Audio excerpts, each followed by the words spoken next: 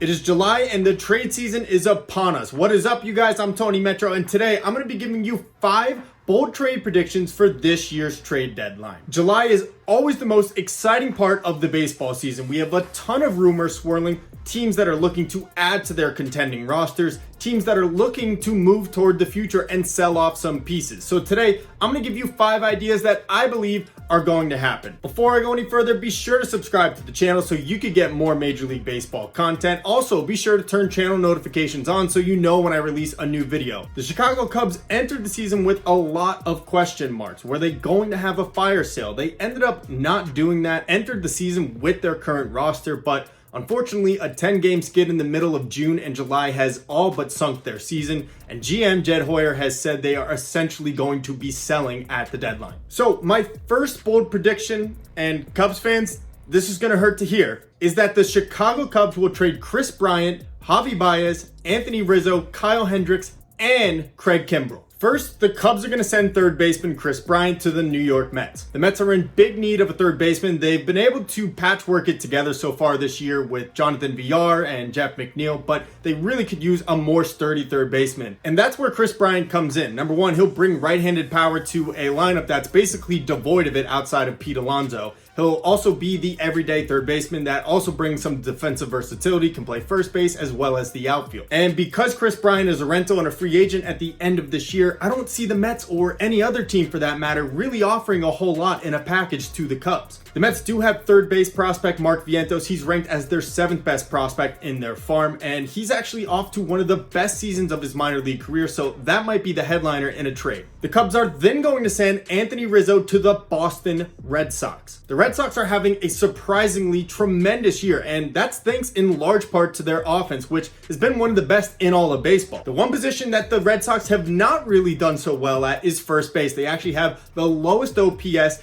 in all of Major League Baseball at first base at just .617. Anthony Rizzo was actually drafted by the Red Sox and was eventually traded to the San Diego Padres for Adrian Gonzalez. But I think it would be a great trade for the Red Sox to get one of the best first basemen in the league, and I think Anthony Rizzo would really enjoy playing in Boston, where it's a very similar atmosphere to the Chicago Cubs. Next, this is a hot take, but the Oakland Athletics will pull the trigger on Javier Baez. We've heard rumors that the Oakland Athletics would like to improve at shortstop. They've even been linked to Trevor Story, but Trevor Story's a little bit expensive. He has a $19.5 million contract, which even prorated, the Athletics, who are penny pinchers, probably are not going to spend on. Javier Baez, on the other hand, is playing out the last year of his contract, which paid him $11.5 million for this year. So when you cut it in half, it's much more affordable than Story's. The Athletics currently hold a wild card spot and are only a few games behind the Astros in the American League West, but the one position that's not been producing for them is shortstop. They rank last in most of the categories offensively for shortstop. So acquiring Baez, who also has the great glove, would be an awesome move for them. And maybe a change of scenery would revive that bat that once put the fear into pitchers. The Athletics, who don't typically spend a lot of money on free agents or make splashy trades, are going to make this one happen because 1, his contract is not that expensive, and 2,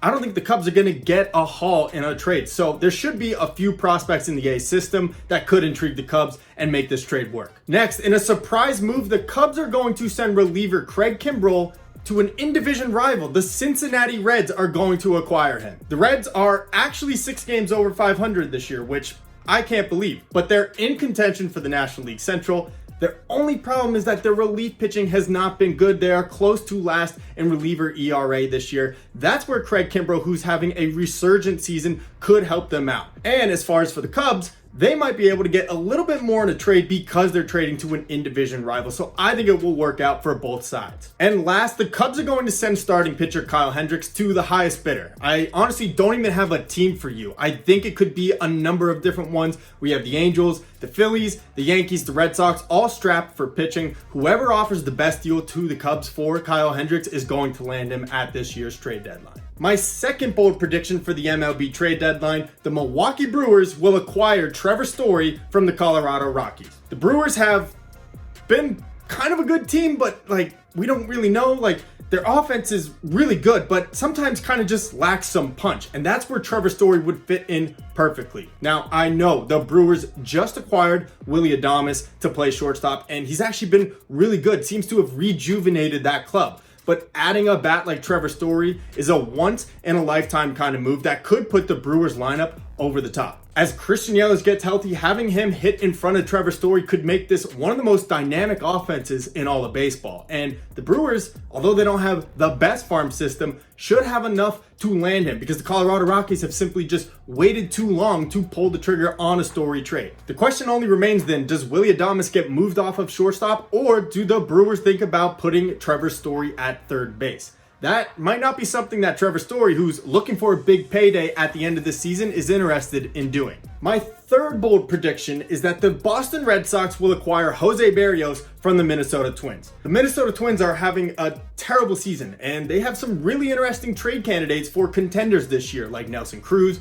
Josh Donaldson, Michael Pineda, but no one more so than Jose Berrios. Berrios is having a career season. He has the best ERA of his career, the best fielding independent pitching, and ever since the sticky substance rule was mandated by Major League Baseball, he's still been pitching well. He has a 2.45 ERA since that rule was instituted. The Red Sox have gotten to where they are in first place to this point largely because of their offense. Their starting pitching has done just enough to keep them afloat, and they will be getting the return of Chris Sale in the second half, but they may not be able to expect the old Chris Sale right away, or maybe even for the rest of the season. So that's where Jose Berrios can come in, slot behind Nady Eovaldi, and give some more punch to their starting rotation as they try to build a lead on the Yankees and the Rays and the Blue Jays in the American League East. My fourth bold prediction for the 2021 trade deadline, the Los Angeles Dodgers will acquire starting pitcher Max Scherzer. The Dodgers came into this season with an embarrassment of riches in their starting rotation, but after some recent transgressions from Trevor Bauer, whose season is now in jeopardy, an injury to Clayton Kershaw, as well as one earlier in the season to Dustin May,